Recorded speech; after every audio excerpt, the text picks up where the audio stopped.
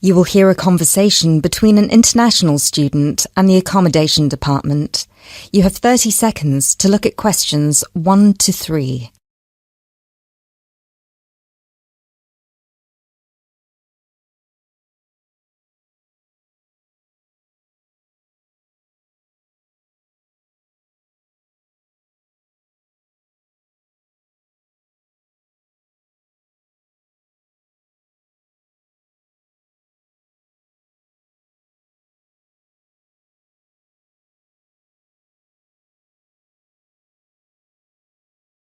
Hello, Accommodation Department. How can I help you? Do you look after accommodation for international students? Yes, we look after accommodation for all the students. Good. I hope you can help me then.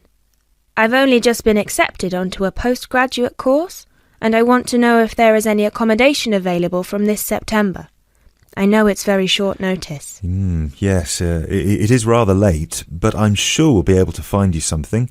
First of all, can you give me your name and student number so that I can find you on the system? Sure. My name is Maria Teresa Gonzalez. Maria Teresa Gonzalez. How do you spell that? Gonzalez.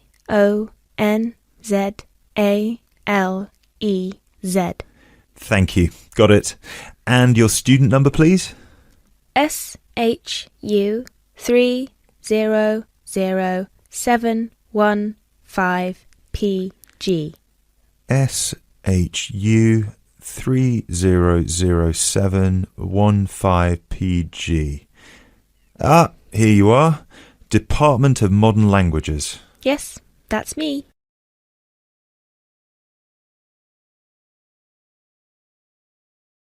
You now have 30 seconds to look at questions 4 to 7.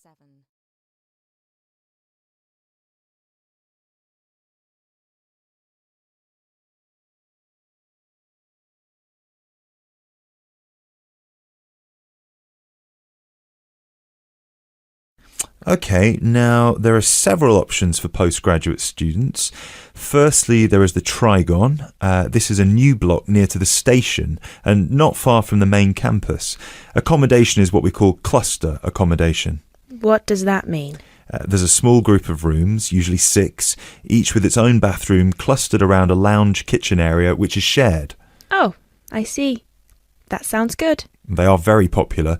The price for these is £99 per week, and we do have some availability left. However, for postgraduate students, there are other options. And what are they? There's another apartment block called The Cube, located near the west gate of the campus. Accommodation there is in 1 or 2 bedroom self-contained flats. So, the cube is self-contained? How does that work?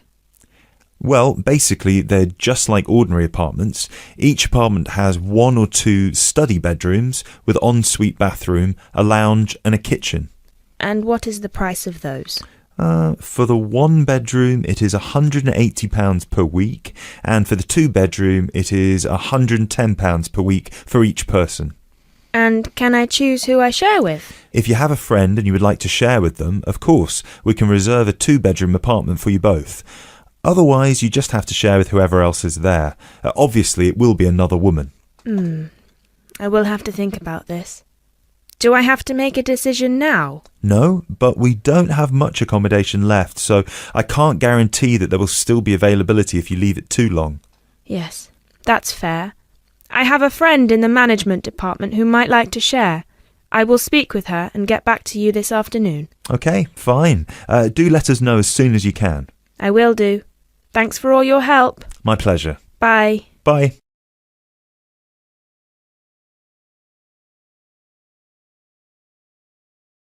That is the end of part 1. You now have half a minute to check your answers.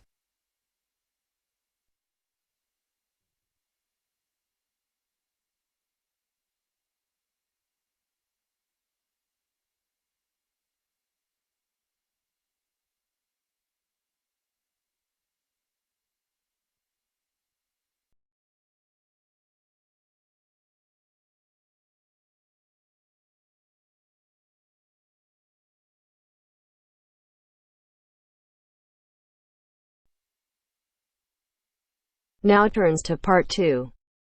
Part 2. You will hear part of a radio programme in which the manager of the Apollo Leisure Centre is interviewed about the centre. First, you have some time to look at questions 11 to 16.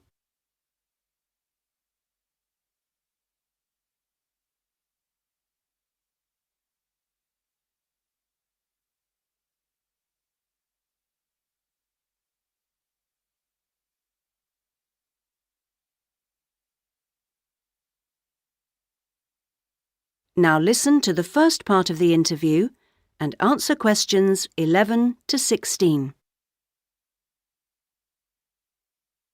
Next, I'd like to welcome Carol Brown, manager of the Apollo Leisure Centre. Carol, welcome. Thank you. Now, Carol, the Apollo seems a familiar sight, but how long has it actually been here? Well, we started negotiations to take over the previous Active Life Centre that used to occupy the premises in 2000 and planned to open in 2001, although the usual delays meant it was 2002 before we were up and running. And do you have quite a mix of members, or are you focused on certain groups? It's pretty broad, actually. There are something like 200 adult members, so that's our biggest group, but we also have as many as 100 youth members, together with about 50 family group members. And I think we'll see that section growing to 100 over the next couple of years. Healthy numbers. Yes, and we'll be developing the centre to make it even more attractive. We're hoping eventually to build in a rock climbing wall, which would make a useful addition. We've already opened our swimming pool, which is hugely popular, and we'll have a massage room open within 12 months. Now, I understand you have different categories of membership? Yes, to suit every pocket. Blue membership includes all facilities for the member and a guest at all times, which is good for people with unpredictable timetables. If you can make it during daytime hours, red membership gives you excellent returns for your fee. As for only half price, you can use all the facilities during the day, and they're actually less crowded then. Green membership is designed for people who are only able to come infrequently, and so, of course, costs less. And there are chances to socialise? Oh, certainly. Our cafe is very popular and is a nice place to wind down and chat after working out or whatever. In fact, while it used to shut at 8, we've extended that to 9 now, with last orders taken at 8:30. It serves a whole range of food and drink. So if someone wants to join, what do they do? Come and see us. We'll give you all the details. The induction process takes about an hour and a quarter, which includes 3/4 of an hour on average with a personal trainer, and something like half an hour being shown round the different facilities. So we'd be well looked after? Definitely. Now you have some time to look at questions 17 to 20.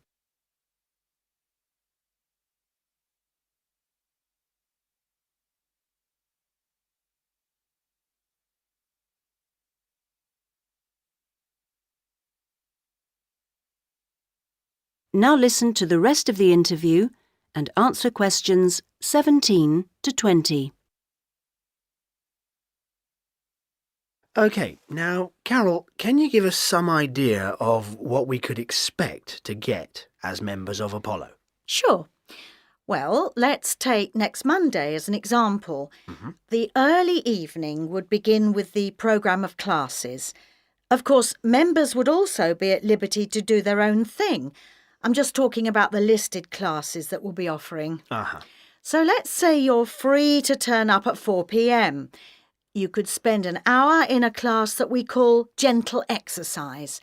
This isn't a hard workout, as you might be imagining it, but a session designed for those who perhaps are not used to rigorous classes and would like something to ease them in. Right. The next thing on offer will be starting at 5, and again, it'll last for an hour. In contrast, this is what we simply call weightlifting.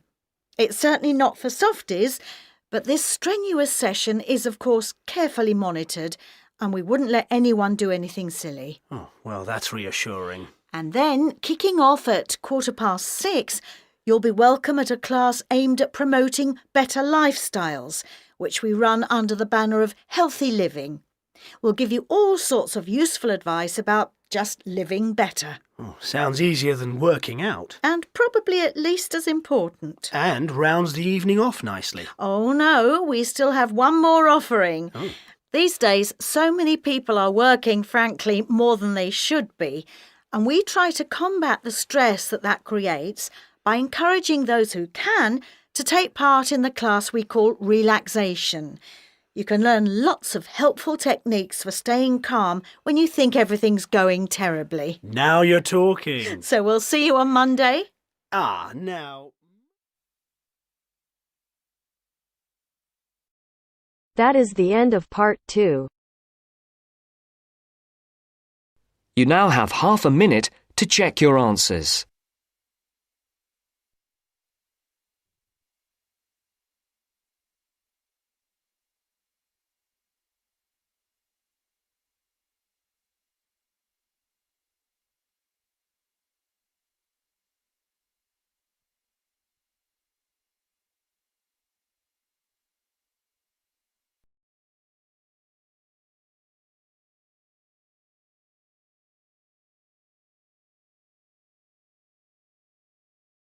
Now turns to part 3.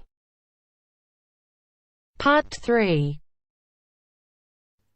You will hear a student, Alex, asking his tutor for advice about essay writing. You now have 30 seconds to read questions 21 to 27.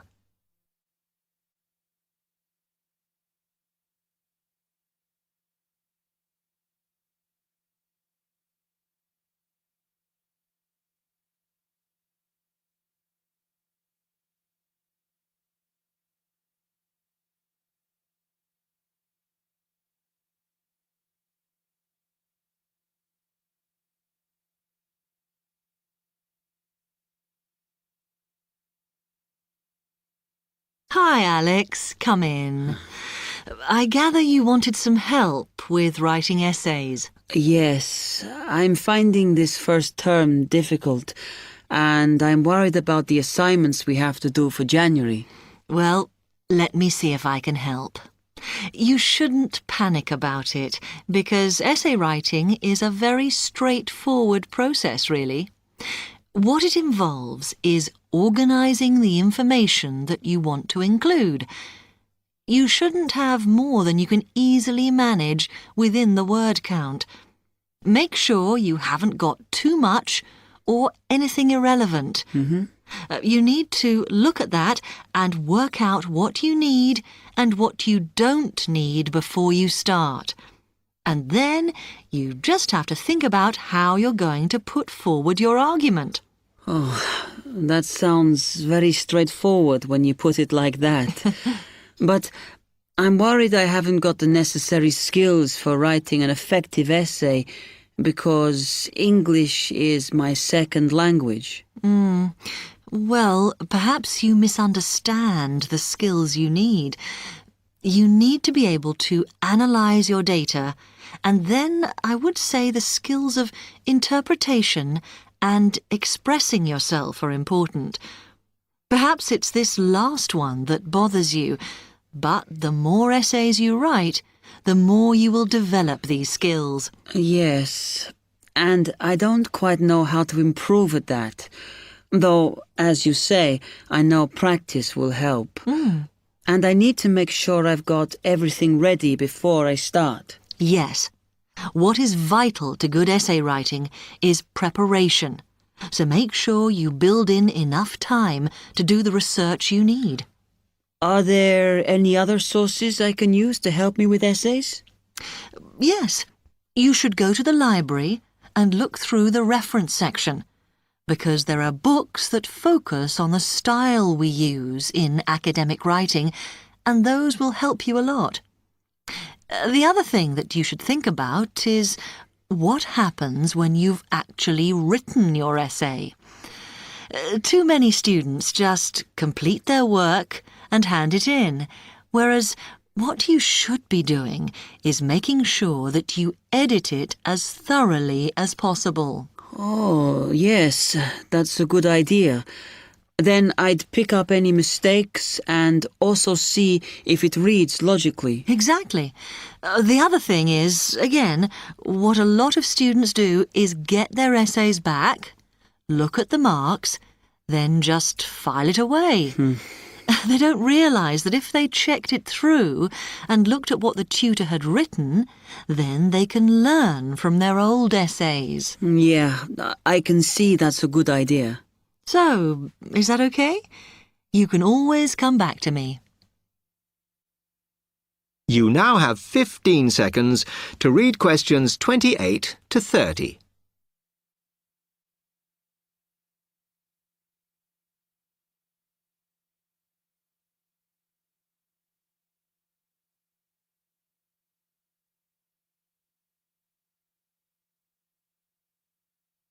Actually, there were a couple of other things I wanted to ask you about essay writing. I had a few thoughts of my own about what I should do, such as really taking good notes when I'm reading, because that helps, doesn't it? I think it improves your knowledge rather than your actual writing. But one tip I can give you is to try and not read too much. Otherwise, you end up including irrelevant material in your essay. Remember to stay on task. Yes. Sometimes I have problems interpreting the questions correctly, or the whole question seems overwhelming to me. What I try to do is highlight the key parts and divide it into smaller chunks so I can manage it. Well, you might find it useful to break it down even further by making sure you understand all the words perfectly before you start. Things like assess or comment and such like. Yes, I see. Sometimes, after an objective analysis, the question actually asks you for a subjective opinion. But you must remember to support your arguments if that's the case. One final comment I can make is about using your own words. You must try to do this as far as possible. You're expected to summarise what you've read, not just string together a list of quotations. In fact, you shouldn't have too many. Just use them where it's really important. Okay, thanks. Do you read other students' essays when you've finished? No. Why? Is that a good idea? Well, you can confuse each other, so I'd advise against it. But it's up to you. Okay. Thanks very much for your time.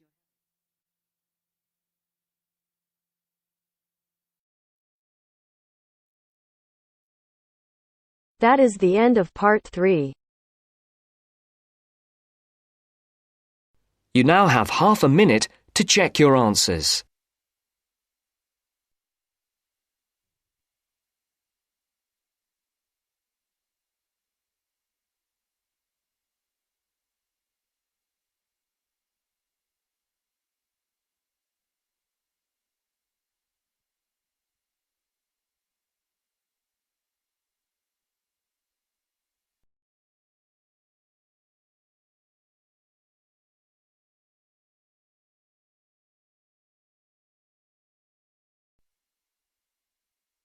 Now turns to part 4. Part 4. You will hear a lecturer talking about the process of fossilization. First, you have some time to look at questions 31 to 40.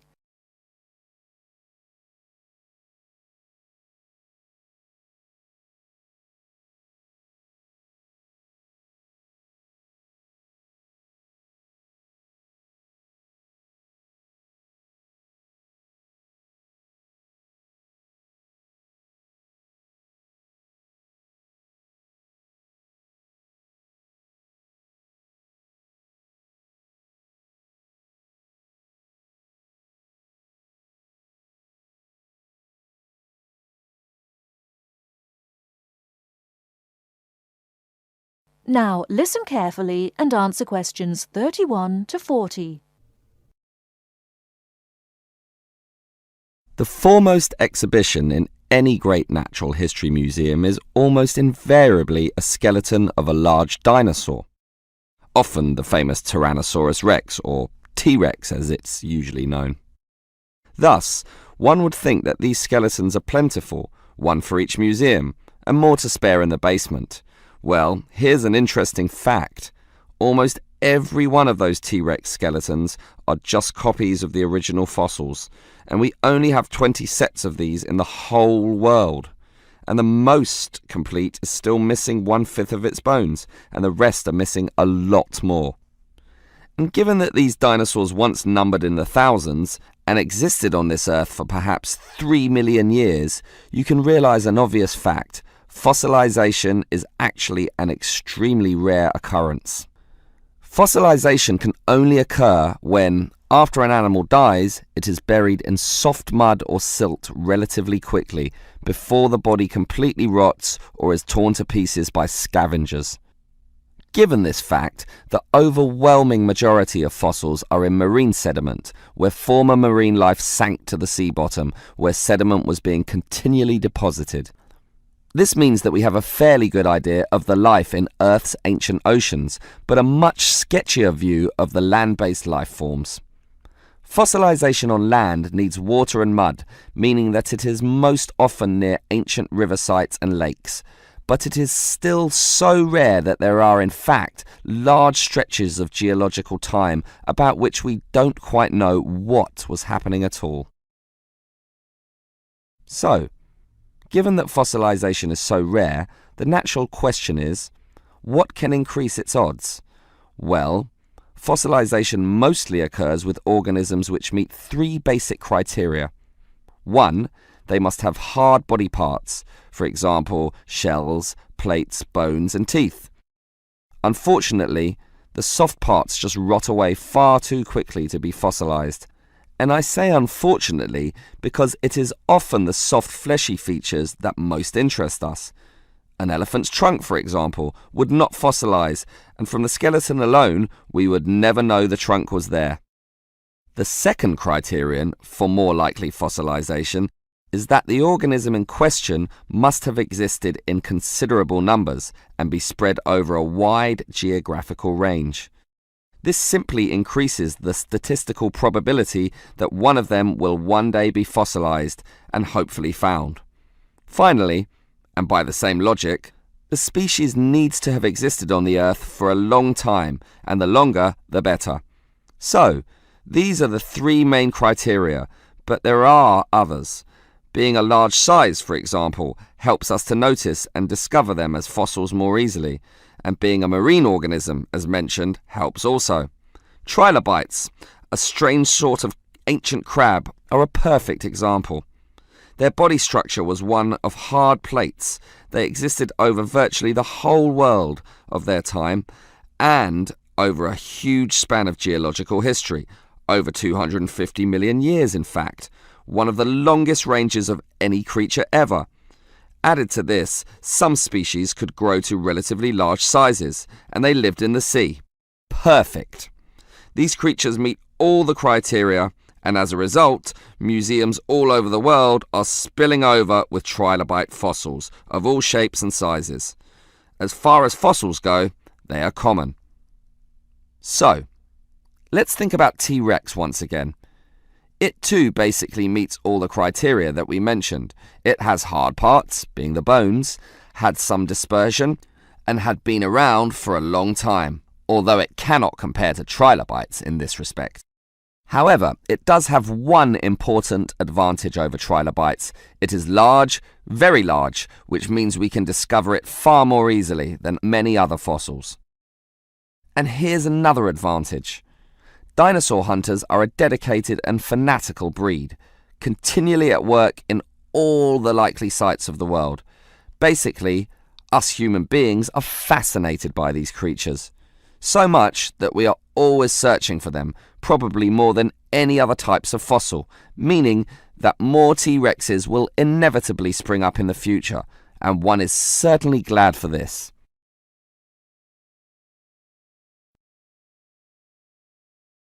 That is the end of part 1.